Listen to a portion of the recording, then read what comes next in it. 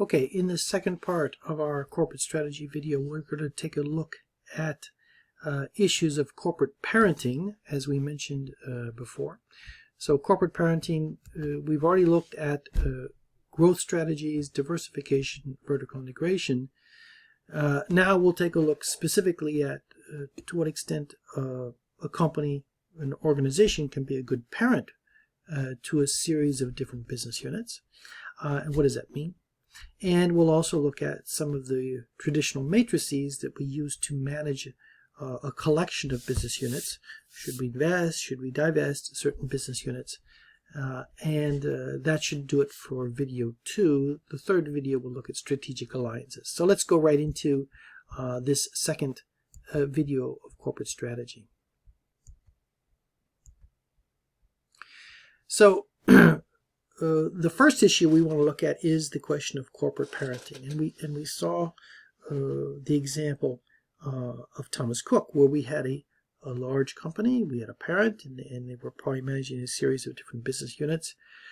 Were they doing a good job? And we saw that, well, they were paying themselves a lot of money, it looked like, to maybe not do a great job, and so they weren't being a very good parent with their children. So what is a good parent?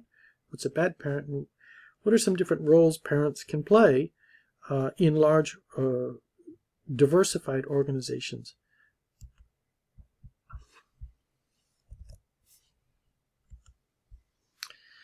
So first off, again, let's remind ourselves of the parent-child relationship.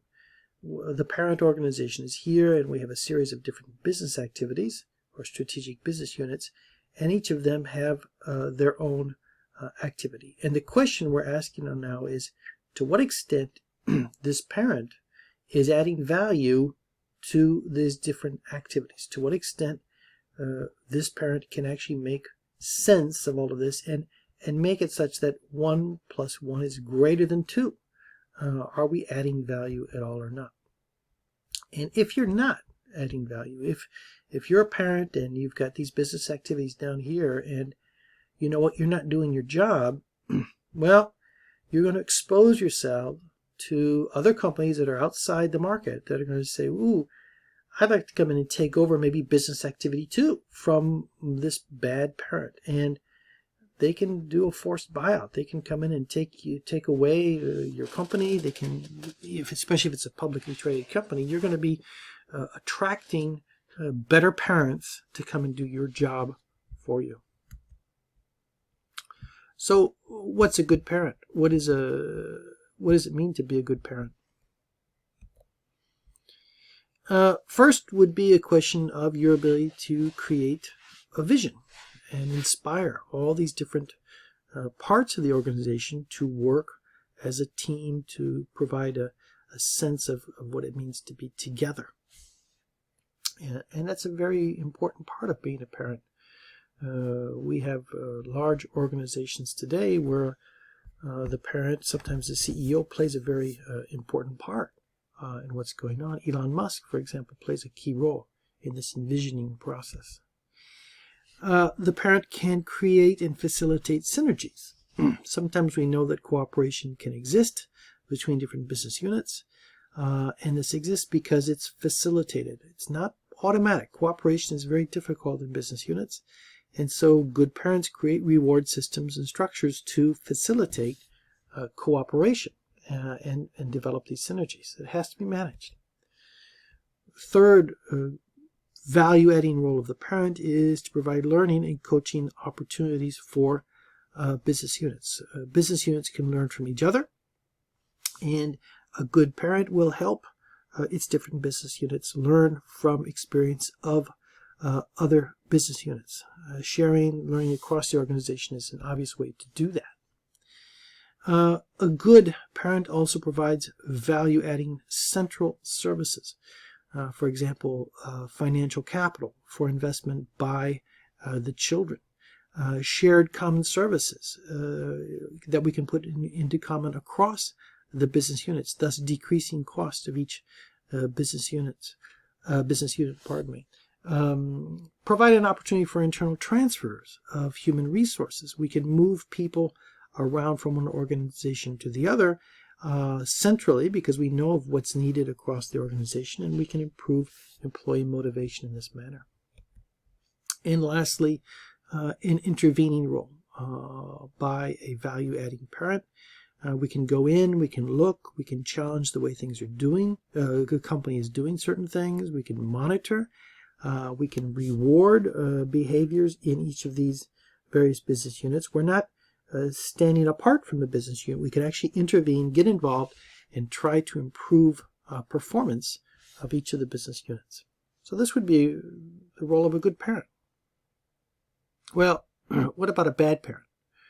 What about value-destroying activities by parents? Now, these do exist. I mean, and Thomas Cook is probably a good example. First thing that a bad parent's going to do is basically add costs. You're adding a layer on top of an existing structure. You're taking a business unit and putting a big, holding or corporation on top of it. You're adding a layer of management. And in some cases, you're adding significant costs in terms of CEO, CFO benefits and pay benefits and whatnot. That's not cool. I mean, and you're basically creating a huge monster that sucks up a lot of money, and that's value destruction.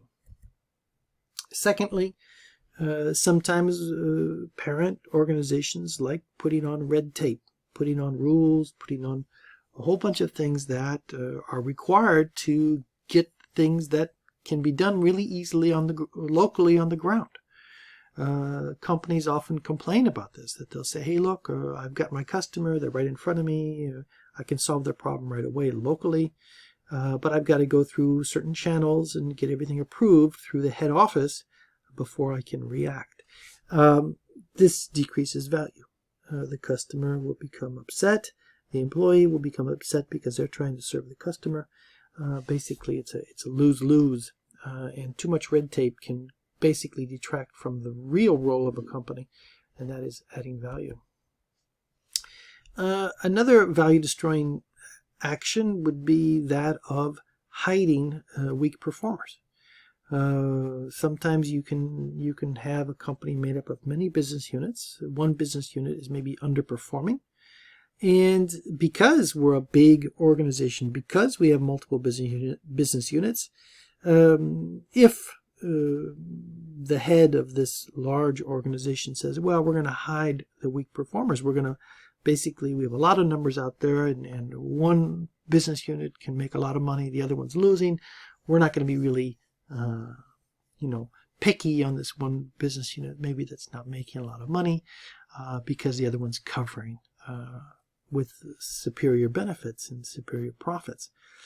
Result is that weak business units can persist. Now, sometimes those business units need to exist. Sometimes, and we'll see this later, is that weak performers may be linked to high performers, that there's some sort of a synergy going on between them. You just can't dump off all of the business units that don't perform to their expectations that you fix, because they're creating benefits maybe for your high performers. But opaque performance criteria result in potentially weak performers persisting over time. And the last thing that I'd mention would be too much intervention. A value-destroying parent is constantly looking in, not letting the company run its business.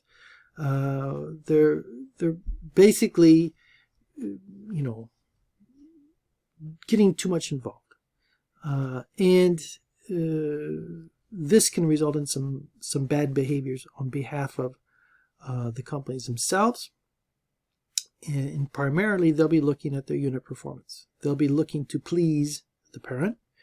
And so if I've got multiple business units and I'm constantly looking in on them, they're going to want to look like they're performing well. And so they're going to be constantly looking at their own performance. And when I ask them, well, why aren't you cooperating with the other business units?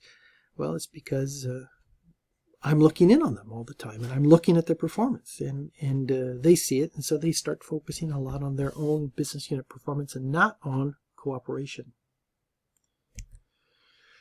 There are 3 corporate parenting scenarios that exist, and they're pretty basic. The first scenario is the scenario of the portfolio manager, and these are experts, industrial experts that really master certain industries and can identify great business opportunities. They do it. They're experts, and they can identify opportunities and for investment much better even than the marketplace can.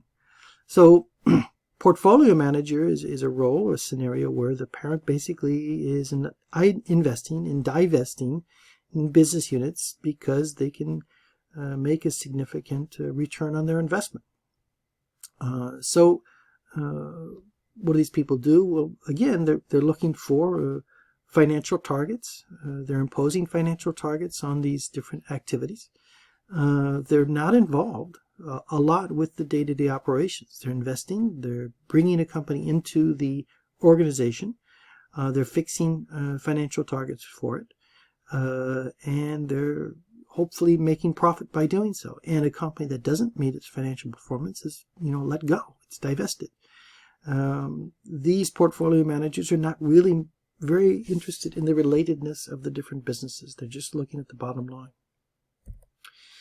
Second type of scenario would be a synergy manager. And these are parents that understand that there is potential value from cooperation, that we can bring all these different activities together. And if they work together, we can potentially get some synergies and do something good together.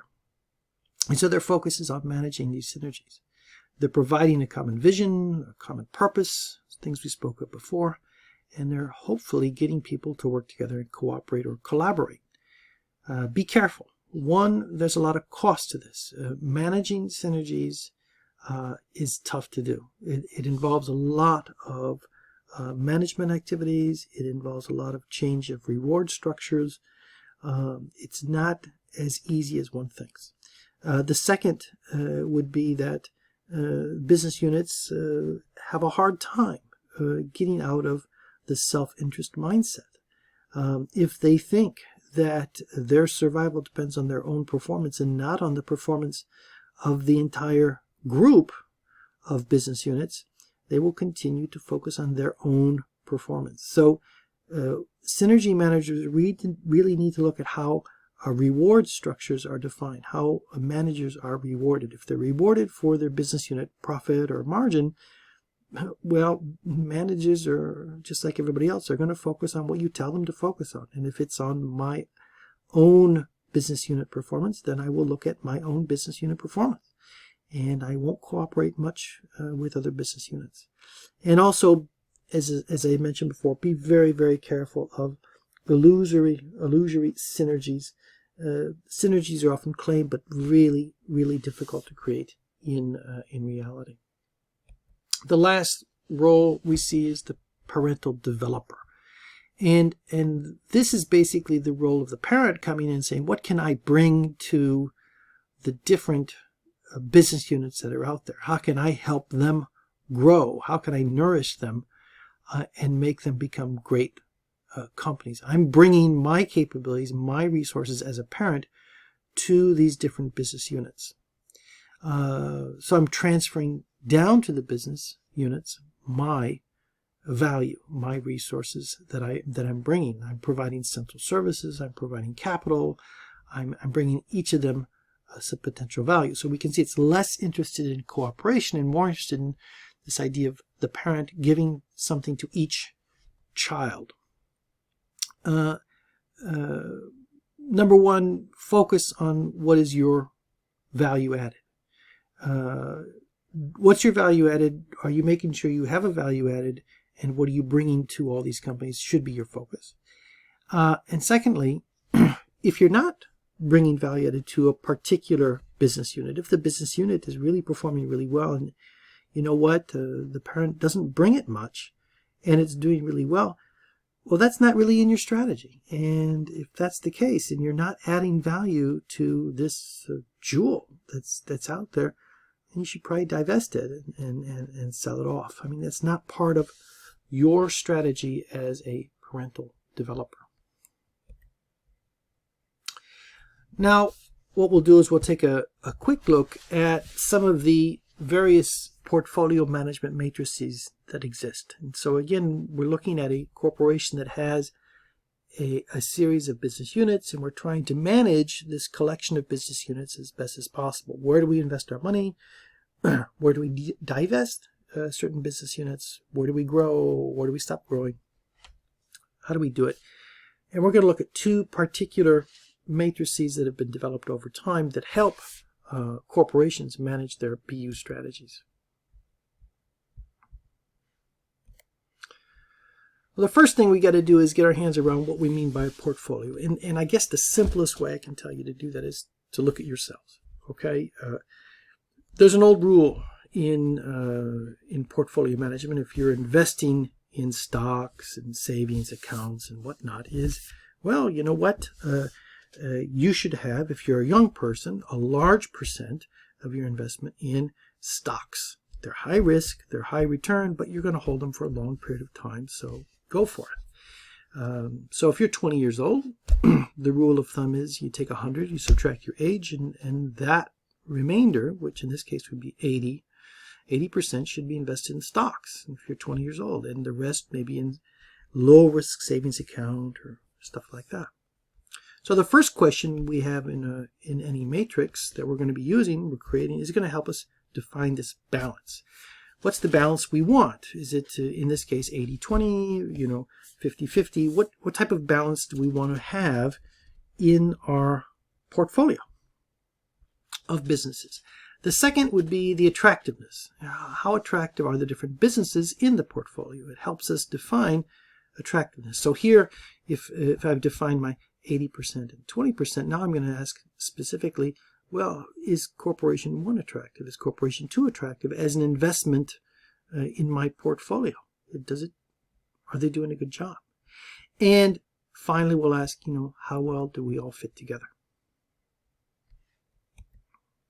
So the first matrix I want to show you is the Boston Consulting Group's matrix, and it's basically helping us balance and determine attractiveness of the portfolio. So what is attractive in each of the business units, and is my business portfolio effectively balanced? And this matrix is defined on two key axes.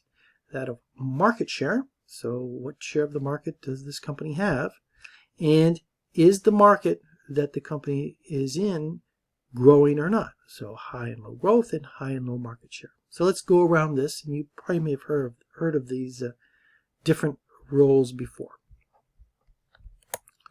The first are stars. These are companies, business units in the corporation that are in a high market share and in a high growth industry. So my market is growing, there's a lot of money to be made, and my market share is really high. These are great business units.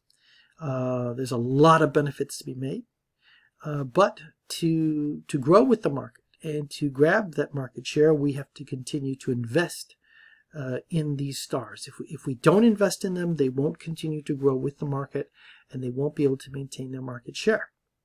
Now, the stars should be able to create, hopefully, the benefits that they need to be self-sufficient. But we have to make sure that we continue to invest. We don't let these stars die. The second group of BUs would be in what we'll call question marks. These are companies that are sitting out there. They're in a high market growth industry, but for the moment, their market share is very low. Now, we could hopefully make some of these business units over here that have low market share in a high growth market into stars.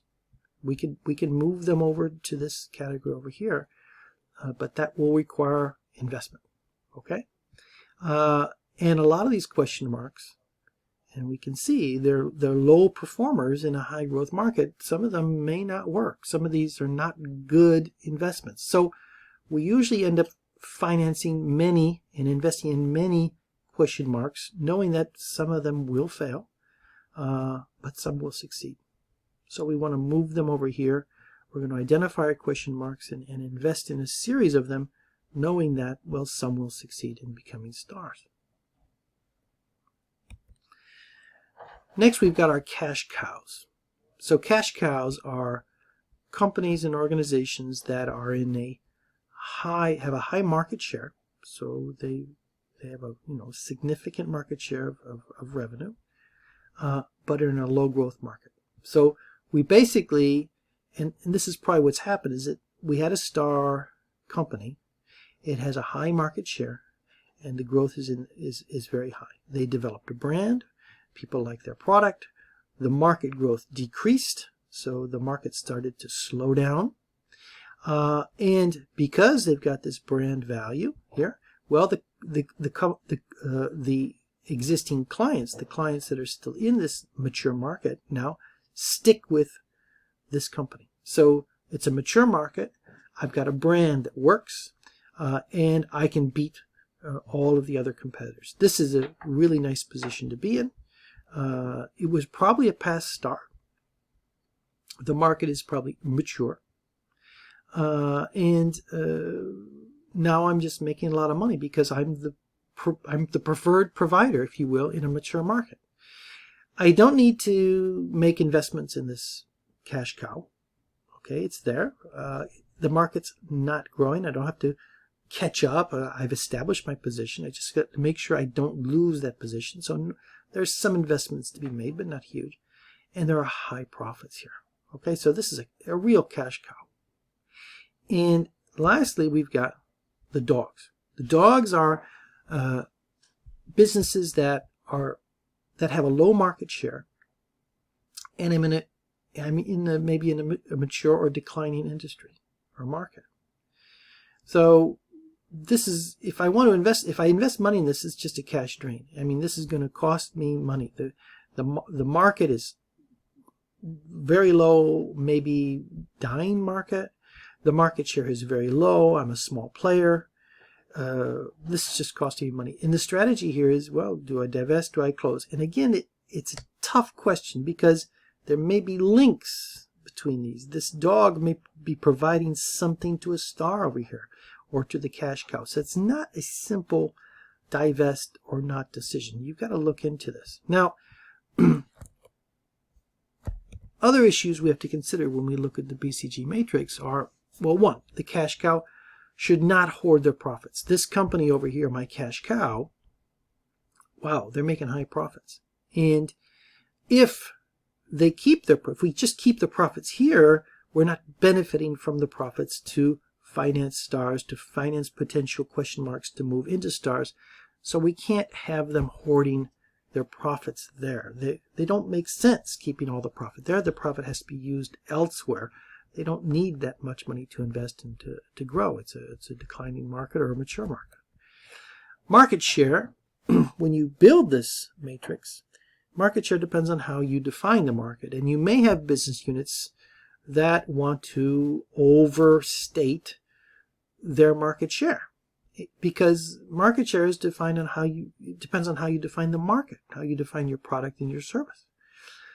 So be very careful on how business units define market share. Make sure it's defined consistently across your different business units.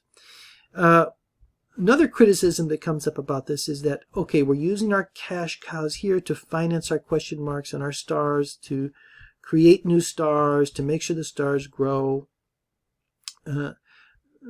Well, yeah, okay, but you know what? External capital markets exist, and do I need, all this cash cow and all this money when I can just go out to the marketplace and find an external investor, especially when, I'm in a high growth, high market share? I can go to a financial investor and say, hey, can you help me out? And they'll probably say, yeah, we can get the money for you. Be careful with animals. Okay, so here we've got cows and dogs, right? The motivation for employees in these cows and dogs can be really low. Imagine you're working for a cash cow. You're making a lot of profit. You're proud of your company. It's a leading company. You're making high profits, but at the same time, the company's not investing in your activity or investing just the minimal amount. So you're wondering, what am I doing wrong? We're making all this money. What's happening? The company's not investing in our activities. We don't have new offices. we feel like we're forgotten, and beyond that, some of our profits are maybe being used to help other companies. Dogs, same thing. You don't pay attention to them. You think they're always thinking, well, are we going to be around the next day? So cows may become dogs if you don't pay attention to them. These cash cows over here feel like they're doing really good work, but nobody really cares about them because there's no investment going on. And if they start losing motivation, boom, they're going to lose market share because they're not paying attention and they're not engaged. And lastly, as I mentioned, watch your dogs. You may want to keep your dogs alive because they have links to other parts of your matrix. The second matrix is called the GE McKinsey matrix. And this is a very interesting matrix because it helps us evaluate the business potential for each component of our portfolio. Do we continue to invest? Do we invest in a company or in a business? Yes or no? This was developed by McKinsey, which is a consulting organization for General Electric in the 1970s. And it's trying to answer a basic problem that any company has, is that resources, capital resources for investment are rare. And so the question is, well, where do we put our efforts? In which SBU, which strategic business unit do we need to invest? So the McKinsey matrix basically looks at two dimensions, just like the BCG matrix. We're going to look at the competitive strength of each strategic business unit relative to its rivals. So we want to know their market share, brand loyalty, loyalty of customers. Are they meeting the critical success factors of the market? How competitive are they relative to their competitors? And this is probably the most challenging part of doing or completing the McKinsey matrix, and we won't go into it here, is building an assessment of all of this stuff here. And usually we use weighted matrices where you go out and assess each business unit and come up with a ranking or a measure. And that's a challenge in and of itself. The second part of the McKinsey matrix is the long-term attractiveness of the market. And this is, we spoke about attractiveness of markets and industries with Porter's 5 forces, for example. And we asked ourselves, well, is it an attractive market to be in or not? So this is dependent upon market size, the growth of the market in the future, the trends in profitability, etc., etc., etc. So in this space where we have competitive strength of the SBU relative to rivals and market attractiveness, we can look at 3 large areas. First large area are organizations or strategic business units that are in this grow area. They're priority areas for investment, where we've got high market long-term attractiveness and high SBU competitive strength. These things are, they're very competitive, they're very strong, they're meeting the competitive needs of their companies, they're competing well, they have high market share, and the market is growing, which is great. The second group of companies would be maybe down in the right-hand bottom corner, where the long-term attractiveness of the sector is low.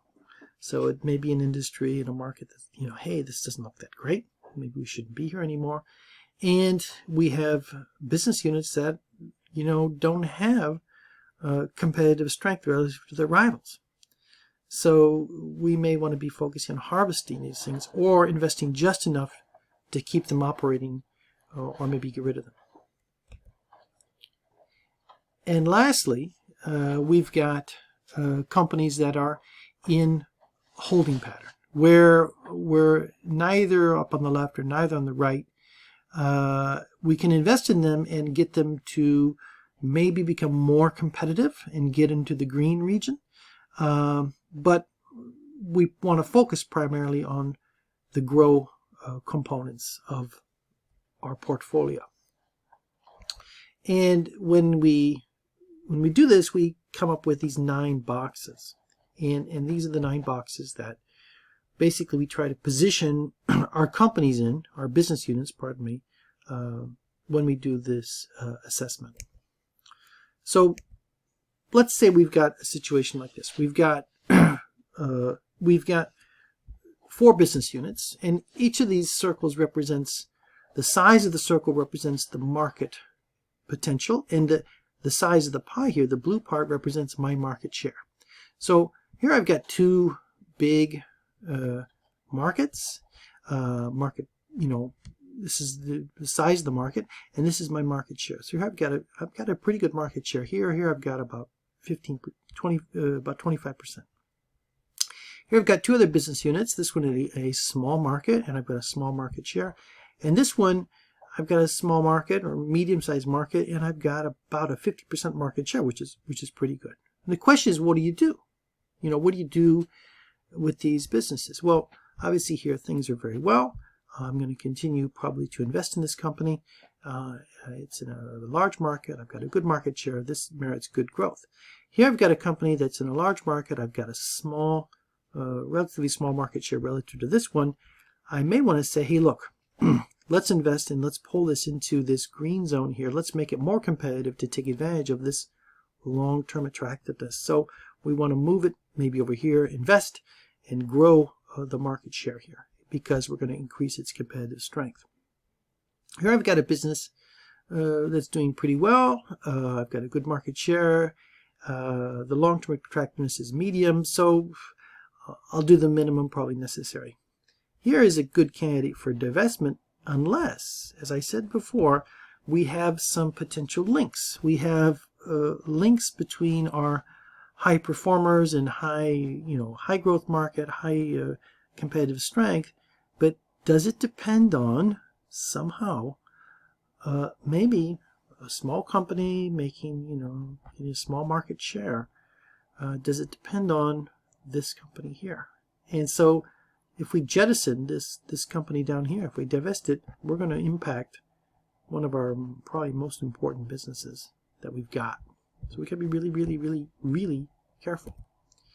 Here are basic strategies you've got. If you've positioned your different businesses, obviously if we're up here, we're going to invest to protect our position. We can't give it up. Here we're going to invest to build. Here we had a company that was here in our example. We saw there was a potential there, so we're going to move it over here to build it, move it off to the left. We had an example here where we're going to maintain it to keep the earnings going. And obviously, these are questions about potential divestment down over here. So if you have any questions on these matrices, on parenting, please feel free to send them my way, and I look forward to reading them, and I look forward to hearing from you. And we'll move into the final video, which looks at acquisitions and alliances.